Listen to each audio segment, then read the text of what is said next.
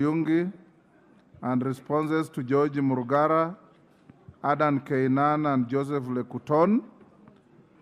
I'll go back to order number 2, make a communication, then we come back to this. So call out order number 2 again.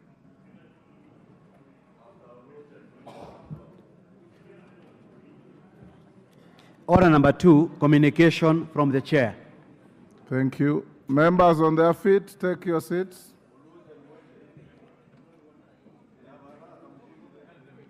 Order. Honorable Deputy Whip of the Minority Party, take your seat. Honorable members have a communication to make. On a notice of motion for dismissal of Honorable Franklin Mithika Linturi, Cabinet Secretary for Agriculture and Livestock Development. Honorable members, order. Honorable Kello, keep your cool. I wish to notify you, honorable members, that pursuant to Article 152(6) of the Constitution and Standing Order 64 and 66, I am in receipt of a notice of a special motion dated 24th April 2024 from the member for Bumula constituency, Honorable Jack Kawanami Wamboka MP. The Honourable Member seeks a resolution of the House for the dismissal of the Honourable Franklin Mithika Linturi as the Cabinet Secretary for Agriculture and Livestock Development on grounds of gross violation of the Constitution or any other law, serious reasons to believe that the Cabinet Secretary has committed a crime under national law, and gross misconduct. Honorable members, Standing Order 66-1 provides that before giving notice of a motion under Article 152(6) of the Constitution, a member shall deliver to the clerk a copy of the proposed motion in writing.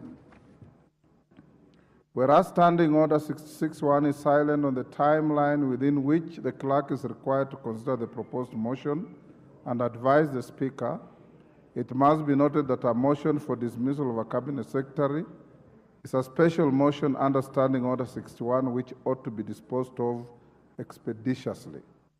Consequently, the clerk is required to consider the proposed motion and advise the Speaker without unnecessary delay. Further, in the case of the Speaker, Standing Order 64 and 66 provide that a proposed motion shall be disposed by the Speaker within 3 days of receipt of notice by a member. The 3 members at the bar, take your seats. This will take a little longer. Take the nearest seats.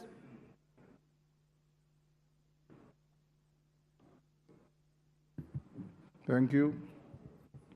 Honorable members, the strict timeline of 3 days is intended to allow the Speaker to examine the proposed motion and any evidence attached to it and determine whether the proposed motion meets the procedural requirements outlined in the standing orders.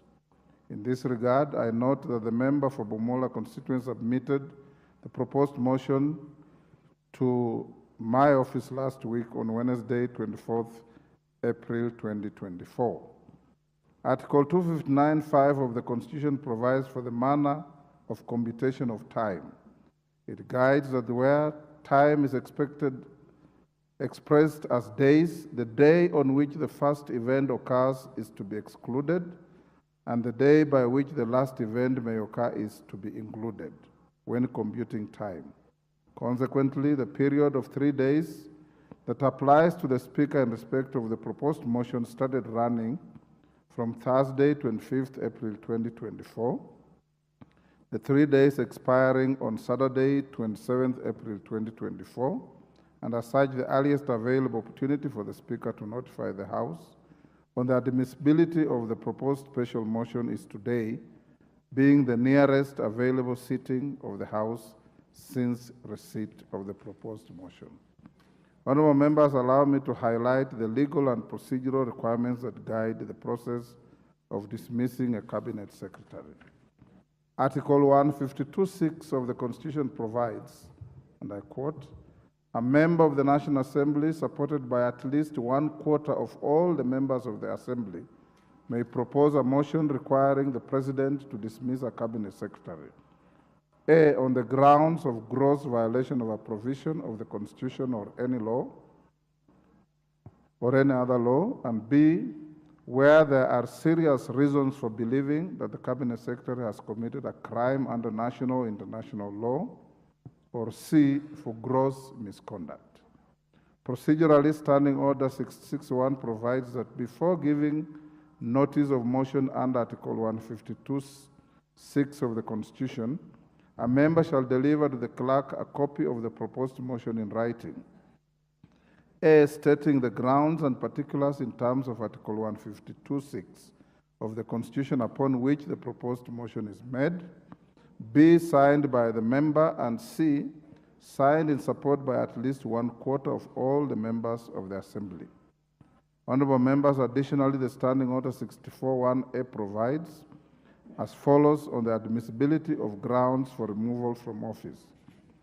1A, the grounds specified in a motion under this standing order shall be admissible if A, framed clearly to particularize and disclose a gross violation of the Constitution or other written law, where gross violation of the Constitution or other written law is indicated as a ground for the intended removal. B, stating with precision the provisions of the Constitution or other written law that are alleged to have been grossly violated, where gross violation of the Constitution or other written law is indicated as a ground for the intended removal. And C, accompanied by necessary evidence, including annexures or sworn testimonies in respect of the allegations. Honorable members, it's worth noting that Standing Order 64(1)A and 66, as presently couched, find their basis from the practice of the House in the 11th and 12th Parliament, where notices of motion were submitted by members for dismissal of various Cabinet Secretaries. This includes the notice of motion for dismissal of the then Cabinet Secretary for devolution, Honorable Anne Waiguru, the notice of motion for dismissal of the then Cabinet Secretary for Transport, Mr. James Macharia, and the notice of motion for the dismissal of the then Cabinet Secretary for Education, Professor Jacob Kaimenyi. My predecessor, the Honorable Justin Muturi, Speaker, has had occasion to guide the House on the manner of considering a special motion such as the one proposed by the Honorable Member for Bumula. In a communication issued on 22nd October 2015 on the processing of special motions on removal of state officers, the Speaker guided as follows. Members at the bar, take the nearest seat. The nearest seat.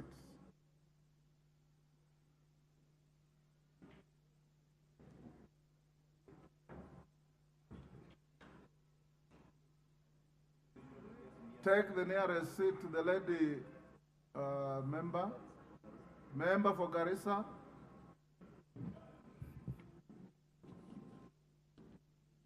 The Speaker guided the House as follows: that all special motions brought before the House under Article 152(6) of the Constitution should comply with the threshold established by the courts of law as to what constitutes gross violation of the Constitution or gross misconduct under the Constitution. That the question of determining what constitutes gross violation of the Constitution or gross misconduct is one that clings and hangs on the impeachable authority of the House and is exercisable in two instances. Firstly, at the point of the approval of the special motion for impeachment or dismissal by the Speaker pursuant to the Standing Order 47(3)B and E, which requires the Speaker to be satisfied of the constitutional and evidential propriety of the special motions. Secondly, at the point of investigations conducted by the relevant select committee or tribunal pursuant to the provisions of the relevant article of the Constitution. Averments made in the special motions should be accompanied by the necessary evidence, including annexures and sworn testimonies in respect of the allegation as may be necessary. Honorable members, our courts have also grappled with the question of the threshold for admissibility of impeachment motions. This has led them to set a standard for determining what constitutes gross violation of the law, gross misconduct in impeachment process through a number of precedent-setting cases. Notably, the High Court of Kenya in Martin Nyaga Wambora and 30 others versus the County Assembly of Embu and 4 others, Embu Constitutional Petition number 7 and 8 of 2014, consider the issue of the required threshold for determining what amounts to a gross violation of the Constitution and gross misconduct in impeachment processes. With regard to what constitutes gross violation of the Constitution, the court observed that, and I quote, the charges framed against the governor and the particulars thereof must disclose a gross violation of the Constitution and any other written law, and the charges as framed must state with degree of precision the articles or even sub-articles of the Constitution or the provisions of any other written law that have been alleged to be grossly violated. Honorable members, the court further gave examples of constitutional provisions whose violation would constitute gross violation of the Constitution. According to the court, this includes the 3 members at the bar. Take the nearest seats. Take the nearest seats. Thank you.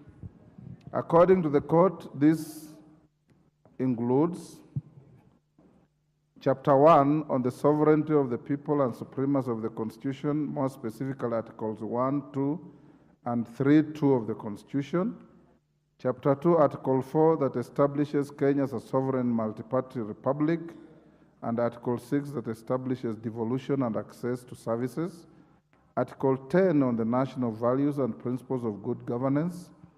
Chapter 4 on the Bill of Rights. Chapter 6, Articles 73 and 78 on leadership and integrity. Chapter 12, Article 201 on principles of public finance. Chapter 13, Article 232 on values and principles of public service. And Chapter 14, Article 238 on principles of national security, among other constitutional provisions. Further, in respect of what constitutes gross misconduct, the court observed that whether a conduct is gross or not will depend on the matter as exposed by the facts. It cannot be determined in a vacuum, but in relation to the facts of the case and the law policing the facts. Gross misconduct is defined as a grave violation or breach of the provisions of the Constitution and a misconduct of such a nature as amounts, in the opinion of the House of Assembly, to gross misconduct. Honorable members, drawing from the foregoing, the House amended its standing orders at the end of the 11th Parliament to comply with the prescribed thresholds.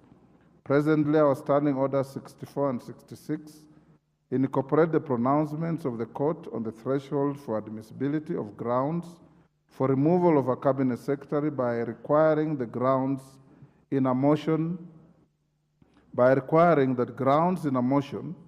must be framed clearly to particularize and disclose a gross violation of the Constitution or other written law.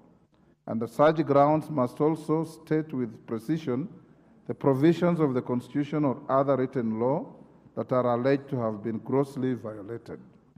Honorable members, having examined the legal and procedural requirements of processing special motions for the removal of persons from office, permit me now to determine whether the proposed special motion by the member for Bumula is admissible. Honorable members, it is worth noting that the Standing Order 47(3)(b) and (e) places an obligation on the Honorable Speaker to make a determination on whether any proposed motion is contrary to the Constitution or contains allegations which the mover cannot substantiate. As noted earlier, the question of determining what constitutes gross violation of the Constitution or gross misconduct is one that clings and hangs on the impeachable authority of the House and is exercisable in 2 instances. Firstly, at the point of the approval of the special motion for impeachment by the Speaker, and secondly, at the point of investigations conducted by the relevant select committee. Honorable members, in determining the admissibility of the motion proposed by the member, I am required to examine two key issues. The first issue is whether the proposed motion meets the requirements of the Constitution and standing orders as to form the threshold required to move such a motion. And the second issue is whether the grounds as contained in the proposed motion are admissible. Honorable members, on the first issue, I note that from a reading of Article 152(6) of the Constitution and Standing Order 66, a proposed motion by a member for the dismissal of a cabinet secretary must be supported by at least 1/4 of all members of the Assembly.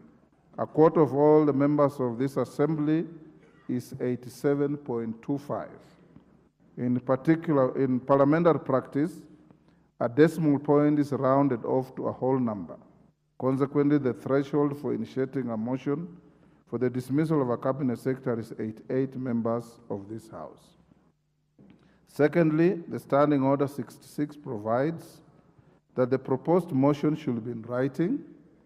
The proposed motion should state the grounds and particulars in terms of Article 152(6) of the Constitution upon which the proposed motion is made.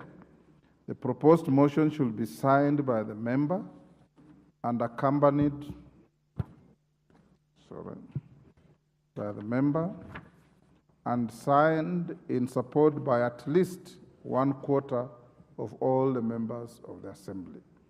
Honorable members, looking at the proposed motion by the member, I note that pursuant to Article 152(6) of the Constitution and Standing Order 66, the member has stated the grounds and given the particulars upon which he proposes the dismissal of the Cabinet Secretary. Additionally, pursuant to Standing Order 66, the proposed motion is also in writing and signed by the Honorable Member. Further, under Order 152(6) of the Constitution and Standing Order 66, the Honorable Member has attached a list of the signatures of 110 members of the National Assembly who have signed the motion in support.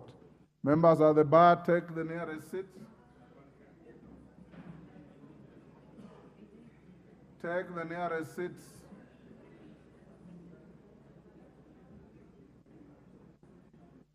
Jalango, take the nearest seat.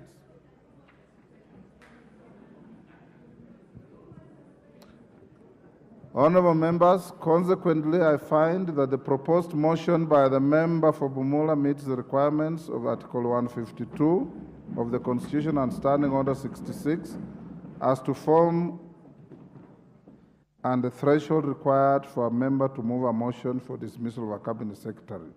This settles the first issue.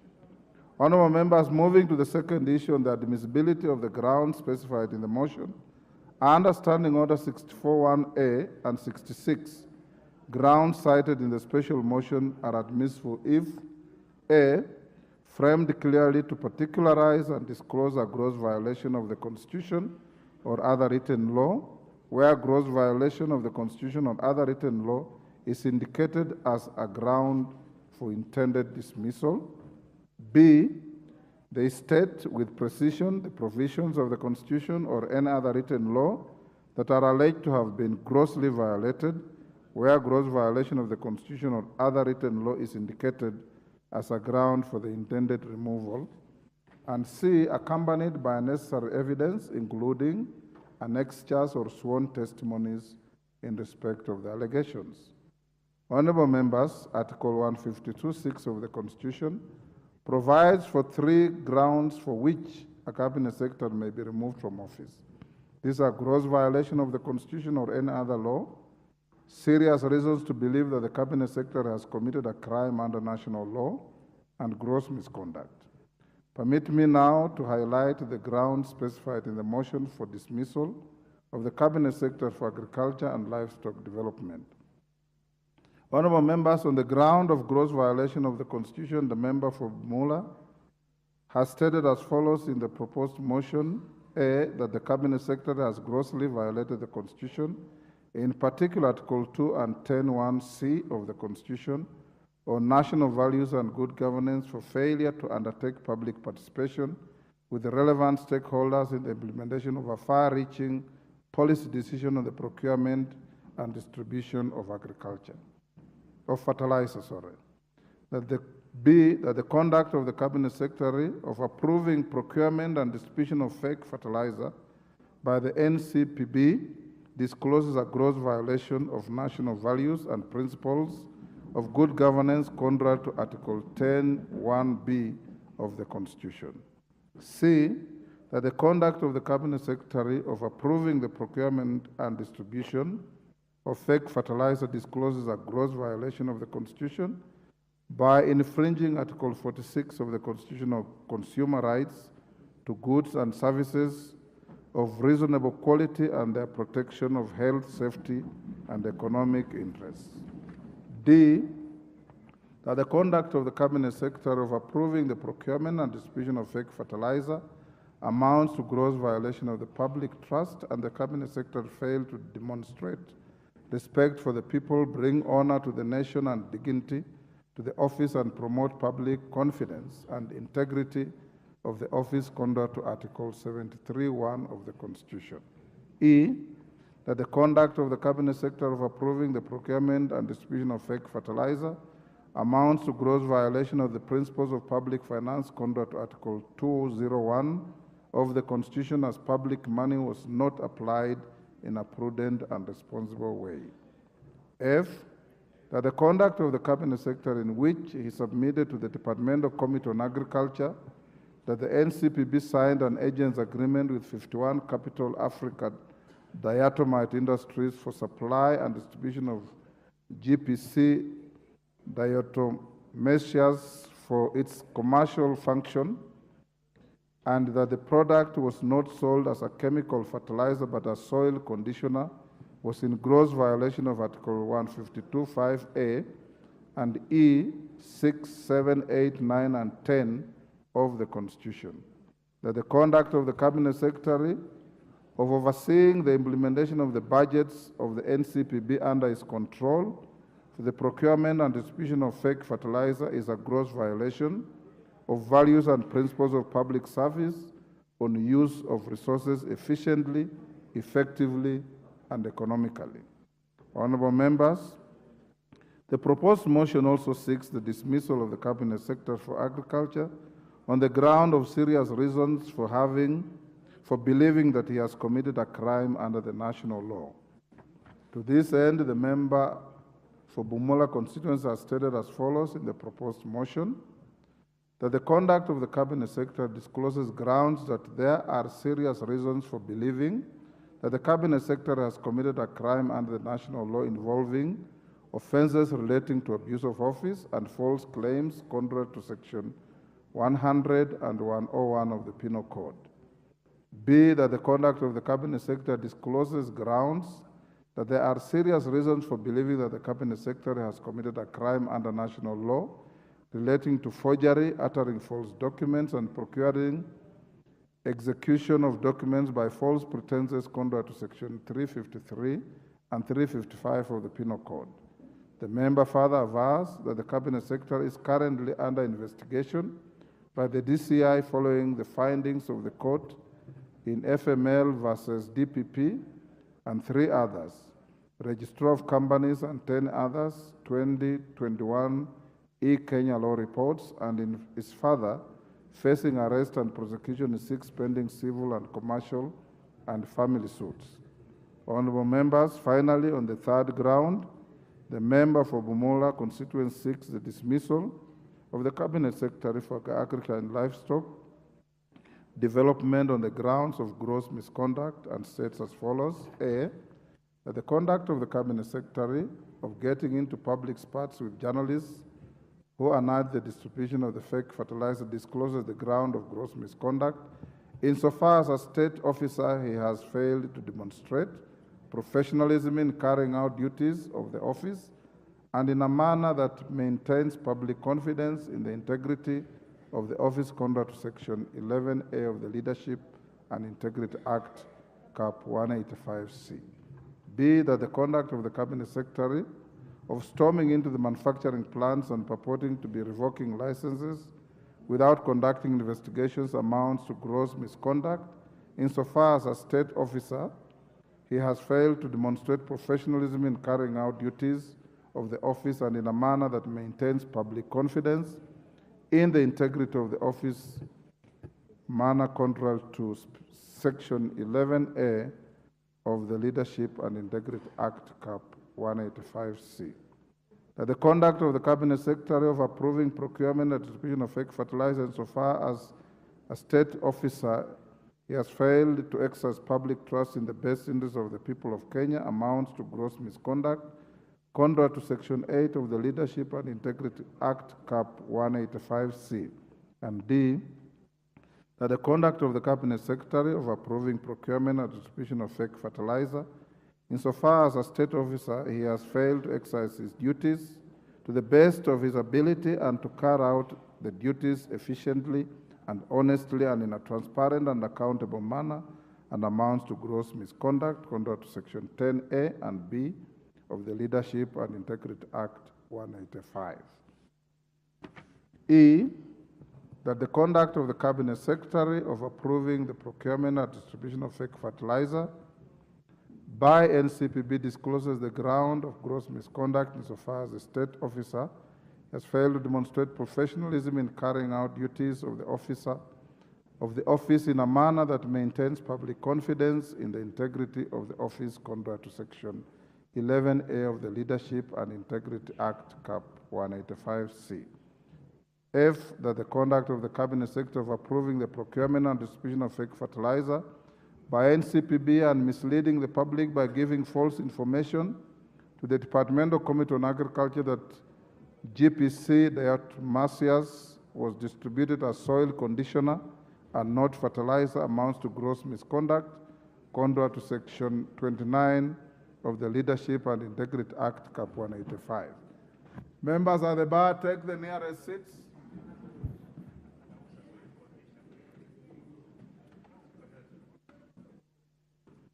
Take the nearest seats.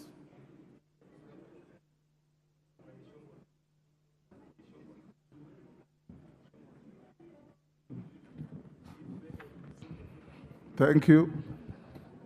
Honorable members, in addition to the three grounds that I have just highlighted, the member for Bumula has attached additional background information to further substantiate his stated grounds. Additionally, the honorable member has attached a sworn statement in which he avers that all the information stated in the proposed motion is true and correct to the best of his knowledge. Notably, the honorable member has also annexed to the proposed motion evidence and supporting documents contained in 5 annexes. This includes the response by the Cabinet Secretary to the Departmental Committee on Agriculture and Livestock correspondences, statements, a court judgment, Honorable FML versus DPP and 3 others, Register of Companies and 10 others, 2021 e-Kenya law reports and submissions by the Kenya Bureau of Standards, KEBS, the Departmental Committee on Agriculture and coal logs, among other documents. Honorable members, in light of the foregoing and pursuant to Standing Orders 64 and 66, I'm of the considered opinion that the grounds specified for the dismissal of the Cabinet Secretary for Agriculture and Livestock Development as contained in the proposed motion A are framed clearly to particularize and disclose a gross violation of the Constitution and other written law, in this case being the Penal Code and Leadership and Integrity Act. B, state with precision the provisions of the Constitution or other written law, in this case the Penal Code and the Leadership and Integrity Act, that are alleged to have been grossly violated, and C, are accompanied by necessary evidence, including annexed sworn testimonies in respect of the allegations. Consequently, the grounds for dismissal of the Cabinet Secretary for Agriculture and Livestock Development and contained in the proposed motion comply with the requirements of Standing Order 64, 1A and 66. This also settles the second issue. Honorable members, In view of the foregoing, I find that the proposed special motion meets the applicable procedural requirements for it to be admitted to the next stage. Order. Order. You can cheer after I finish my ruling. Those foot thumpings are an interruption. In this regard, honorable members, as with a light touch, I note that Standing Order 47-4A provides that a member shall give notice of motion in the House within 3 sitting days following approval by the Speaker. In the circumstances following my approval of the proposed motion, I will allow the member for Bumula to give the notice of motion for dismissal of the Cabinet Secretary for Agriculture and Livestock Development this afternoon under Order number 6 on notices of motion. Once the honourable member gives the notice of the motion under Standing Order 47-4A, the motion shall proceed to the next stage. Honourable members, I'll now highlight a summary of what is expected of the House once the member gives the notice of the motion. In terms of timeline, pursuant to Standing Order 64 and 66, the House is required to dispose of the motion within 7 days of the member giving notice, under Standing Order 47. In the event the House does not adhere to the timeline, the motion shall be deemed to have been withdrawn and shall not be moved again in the same session except with the leave of the Speaker. Consequently, if the member for Bumula gives notice this afternoon, the House has until next week, Tuesday, 7th May 2024, to dispose of the motion. However, noting the House is scheduled to proceed on a one-month recess from Friday, 3rd May 2024, it is advisable that the House disposes of this motion by Thursday, 2nd May 2024. This shall allow the House to become seized of the matter before proceeding on recess. Honourable members, under Article 152(7) of the Constitution, the House becomes properly seized of the matter if the motion is supported by 1/3 of the members of the National Assembly. Upon approval of the motion, the House is required to appoint a select committee of 11 members to investigate the matter. 1/3 of all the members of the National Assembly, which is 116.3, rounded off to a whole member, the motion shall require the support of 117 members for it to be referred to a select committee for investigations. With regard to the timelines applicable to the committee, Standing Order 66-5 provides that the Select Committee shall, within 10 days, report to the Assembly whether it finds the allegations against the Cabinet Secretary to be substantiated or otherwise. If the Select Committee finds that the allegations are unsubstantiated, no further proceedings are taken thereafter. However, if the Select Committee report finds that the allegations are substantiated, the House is required to afford the Cabinet Secretary an opportunity to be heard and a vote whether to approve the resolution requiring dismissal of the Cabinet Secretary. Pursuant to Article 152(10) of the Constitution, a resolution requiring the President to dismiss a Cabinet Secretary must be supported by a majority of the members of the National Assembly, which is 175 members. A resolution that achieves the required support must be promptly delivered to the President and is bound to dismiss the Cabinet Secretary in question upon receipt. Honourable members, from the foregoing, you will agree with me that once the member for Bumula gives the notice of motion this afternoon, the stage shall be set for the House to commence the consideration of the motion. To this end, members should take cognizance of the constitutional and procedural requirements, the threshold and prescribed timelines at different stages of consideration of the motion that I have just highlighted to you. Honourable members, in summary, therefore, I wish to guide the House as follows. Members at the bar, take the nearest seats.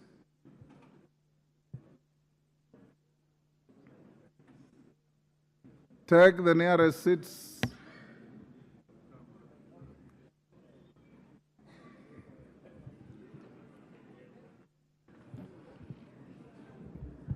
Honorable members, I now wish to guide the House as follows.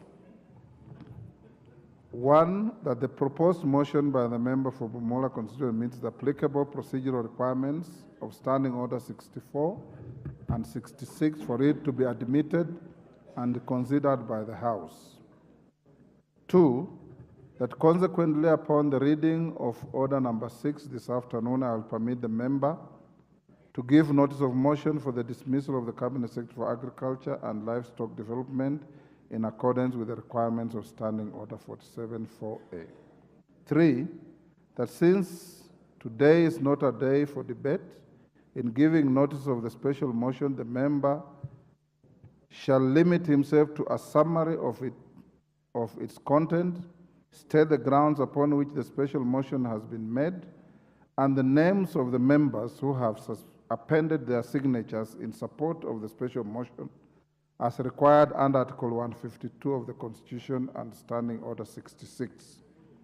That the clerk is hereby directed to publish the special motion for the dismissal of the Cabinet Secretary for Agriculture and Livestock Department in the order paper for Thursday, 2nd May 2024, in the manner contemplated under Standing Order 66-3, for consideration by the House during the morning sitting of that day, which has been agreed upon by the House Business Committee.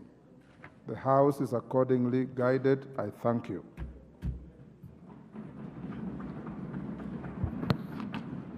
Go to Order number 6.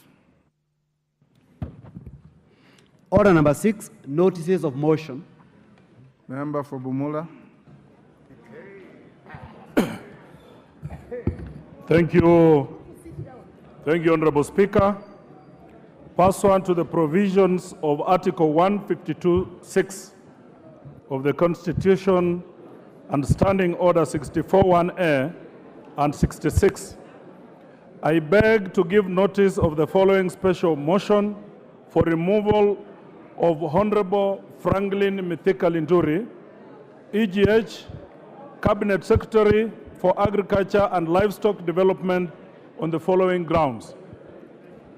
1, gross violation of provisions of the Constitution or any other law. 2, that there are serious reasons believing that the Cabinet Secretary has committed a crime under national law. 3, gross misconduct. This is in relation to the approval of the procurement and distribution of fake fertilizer by the National Cereals and Produce Board and submitting false information to a committee of the National Assembly on the distribution of GPC diatomaceous, which was distributed as a soil conditioner and not as fertilizer. Order. Order, honorable members. Order. Order, honorable members. Order. Order, honorable members. Order. For the interest of farmers. Order, honorable members. It is out of order to be on your feet when the Speaker is on his feet. The House is still in session. Those members who want to have conversations, there's a lobby out there, there's a coffee shop out there, and there are rooms for the Speaker which allow you to go and converse behind here. Let's give the House some reasonable silence to hear each other. Honorable Speaker, do I start? Yes, no, continue. This is in relation to the approval of the procurement and distribution of fake fertilizer by the National Cereals and Produce Board and submitting false information to a committee of the National Assembly on the distribution of GPC diatomaceous, which was distributed as a soil conditioner and not a fertilizer. I have particularized each of the grounds and attached evidence to substantiate each claim. Now, therefore, In accordance with Article 152(6) of the Constitution, this House resolves to recommend to the President to dismiss the Honorable Franklin Mithika Linturi from the position of Cabinet Secretary for gross violation of Article 10, 46, 75, and 201 of the Constitution, the Leadership and Integrity Act 2012, and the Public Ethics Act 203, and for gross misconduct. Honorable Speaker, pursuant to Standing Order 66, the following members, who constitute at least a quarter of the membership of the House, have appended their signatures in support of the notice of motion. I will read. 1. The Honorable Wanami Wamboka, the Honorables Joyce Kamene, Raphael Sauti Bita Wanjala, Fatuma Zainab Mohamed, Paul Musimi Nzengu, James Wambura Nyikal, Gideon Mutemi Mulyungi, Julius Musili Mawadhe, Rebecca Nonaishi Tongei, Pauline Lenguris, Yusuf Mohamed Farah, Dick Maungu Oyugi, Irene Nyakerario Mayaka, Anton Tomo Lodge, Marianne Jebet Kitani, Beatrice Kahai Adagala, Adams Kipsaina Korir, Parashina Samuel Sakimba, Anthony Kibagendi, Martin Peters Owino, Catherine Nanjala Wambilianga, Joseph Maero Oyula, Stephen Mogaka, Doris Donya Aburi, Beatrice Kadeveresia Elachi, Shakil Ahmed Shabir Ahmed, Clive Ombane Gisairo, John Walter Owino, Thaddeus Kidhuan Zambia, Elsie Busihile Muhanda, Frederick Lusuli Ikana, Daniel Ogoka Manduku, Mohamed Aden Ado, Patrick Simiyu Baraza, Zamzam Mohamed Chimba, David Losiako Kosin, Daniel Wanyama Sitati, Gadoni Wamuchomba, Mohamed Saud Machele, Samuel Onunga Atandi, Charles Ngusia Nguna, Mwago Amos Maina, James Opio Wandai, Junet Sheikh Nur Mohamed, Obadia Barongo Nolfason, Gertrude Mbeyu Mwanyanje, Geoffrey Makoha Odanga, Hamisi Chome Abdi, Erastus Kivasu Nzioka, Sarah Polata Korere, Kajwang Tom Joseph Francis, Makali Benson Mulu, Guyo Wako Jaldesa, Paul Kahindi Katana, Joshua Aduma Owor, Joshua Oduma Owor, John Mbadi Ngongo, Mishi Juma Hamisi Mboko, Hussein Abdi Bare, Innocent Obiri Momanyi, Millie Grace Akoth Odhiambo, Irene Mudhoni Kasalu, Patrick Kibagendi Osero, Jerusha Momanyi Mongina, Joshua Odongo Oron, Abubakar Ahmed Taib, Florence Jematia Segon, John Okwisia Makali, Mangale Munga Chifromondo, Geoffrey Ekesa Mulanya, Timothy Kipchumba Torotich, Ekomas Mwengi Mutuse, Gideon Kimau Kipkoech, Victor Kipngetich Koech, Catherine Nahabi Omanyo, Jepto Ngelechei Caroline, Stephen Mule, Lona Sankare, Peter Nabulindo, Mumina Bonaya, David Mboni, Jen Koyo, Charles Owere, Rashid Juma, Bashir Abdullahi, Abdi Ali, Tungule Kazungu, Ngozi Rai, Harry Kombe, Honorable Timothy Wanyonyi, Haika Mizigi, Fatuma Wajia, Kakuta Maimai, Nabwera Nabii, Innocent Mugabe, Christine Ombaka, Kitilai Olentutu, Joshua Malio, Gidua wa Mashukuru, Mark Mwenje, Geoffrey Ruku, Mary Emase, Eve Obara, Otiende Amolo, Senior Counsel, Peter Orero, Babu Owino, Dr. Joyce Osogo, Amina Mnyazi, Adipo Okwome, J.M. Naika, and Honorable Speaker received even more. Thank you, Honorable Speaker. And lastly, Honorable Speaker, I'd forgotten Omoher Harun. Thank you, Honorable Speaker. Yes, Honorable Wandai.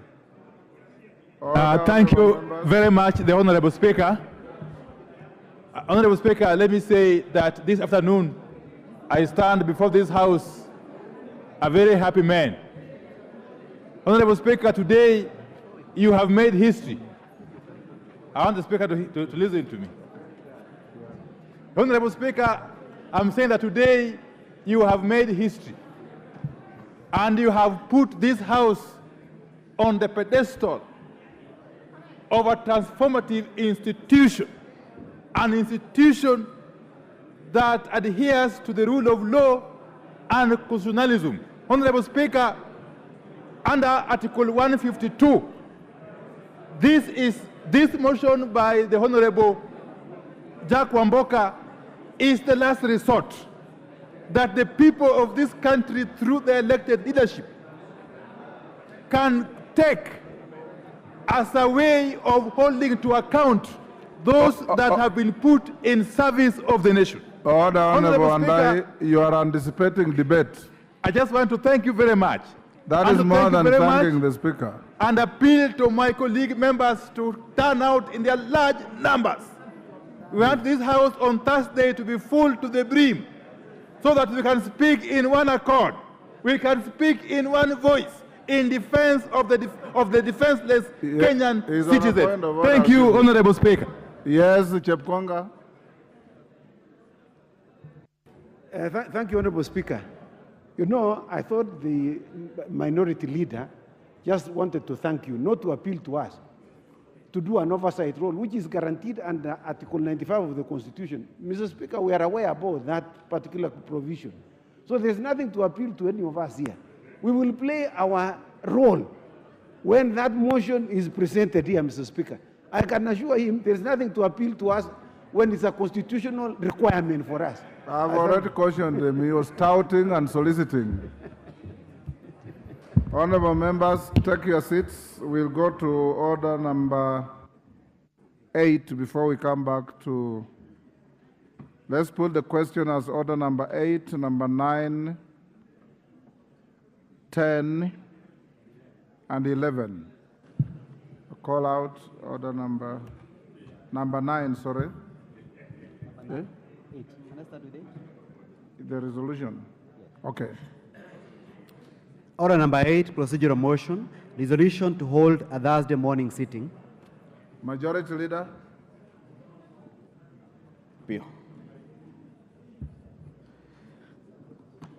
Honorable Speaker, I beg to move that pursuant to the provisions of Standing Order 33C, this House resolves to hold a morning sitting on Thursday, 2nd May 2024, commencing at 10 a.m. for purposes of considering priority business ahead of the long recess.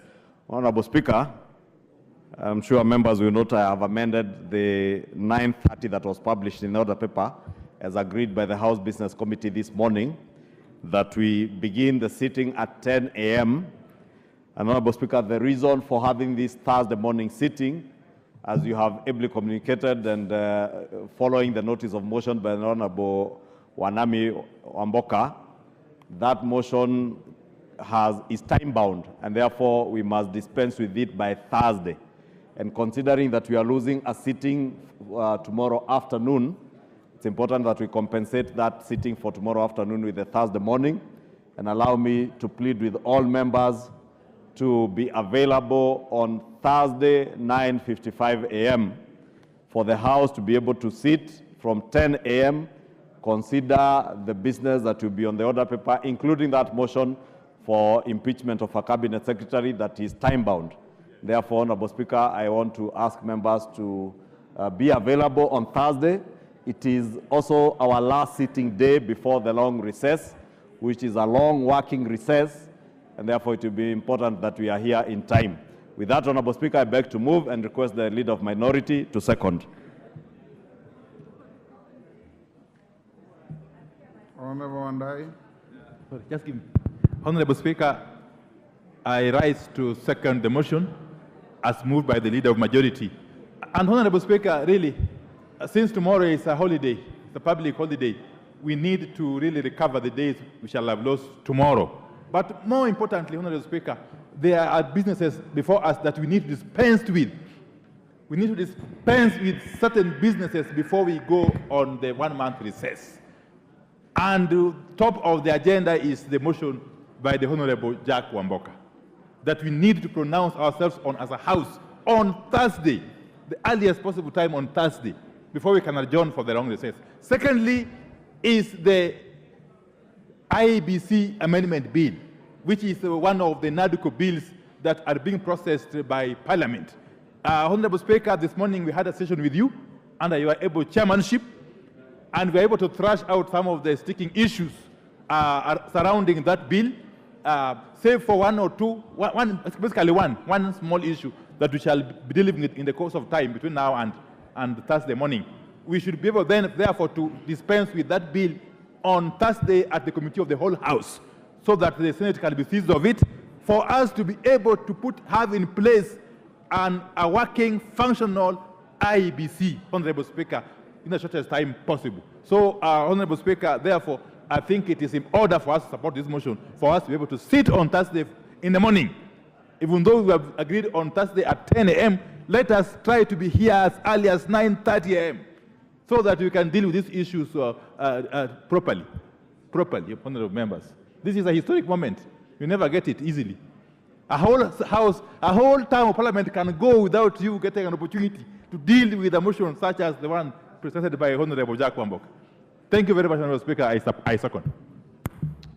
Honorable members, I now propose the question, which is that pursuant to the provisions of Standing Order 33C, this House resolves to hold a morning sitting on Thursday, 2nd May 2024, commencing at 10 a.m. I believe you moved the motion, Order Majority Leader. You moved the motion in amended form? Yes. Commencing at 10 a.m. for purposes of considering priority business ahead of the long recess. Put your question. I put the question?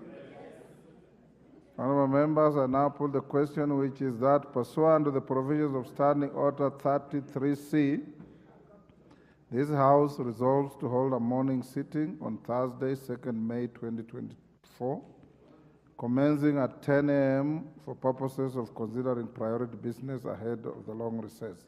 As members of that opinion say aye. Aye.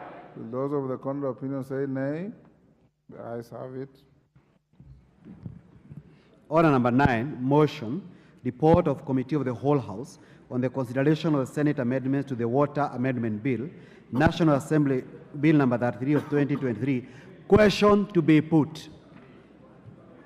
Order, members on their feet, take your seats. Order, Honorable Haika, take the nearest seat.